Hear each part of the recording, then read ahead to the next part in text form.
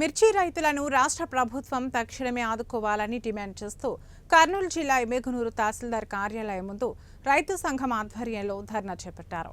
అనంతరం వారు మాట్లాడుతూ రాష్ట్రంలో మిర్చి పంట వేసి నష్టపోయిన రైతులను ఆదుకోవడంలో ప్రభుత్వం విఫలమైందని వారన్నారు.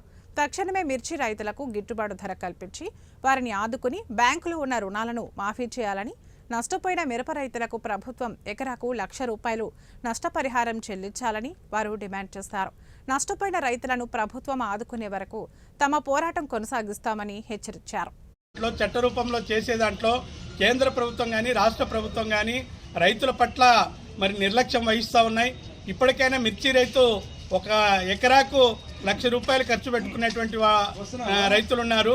మరి ఏదైతే ఇప్పుడు ఉన్నటువంటి రేటు తక్కువ రేటు ఉందో మిర్చి రైతుకి ఇచ్చేటువంటి రైతు ఆ రేటుకు కనీసం మిర్చి రైతు మరి పొలంలోనే ఆత్మహత్య చేసుకుని పురుగుల మందు తాగి ఆత్మహత్య చేసుకునేటువంటి పరిస్థితిని కల్పిస్తూ ఉంది ప్రభుత్వం.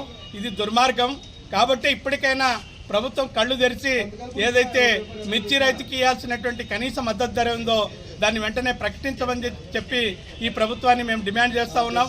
ఆ రకంగా ప్రకటించకపోతే రాబోయే కాలంలో మరి మిర్చి రైతులందరినీ కూడా కూడగట్టుకొని పెద్ద ఎత్తున ఈ ప్రభుత్వం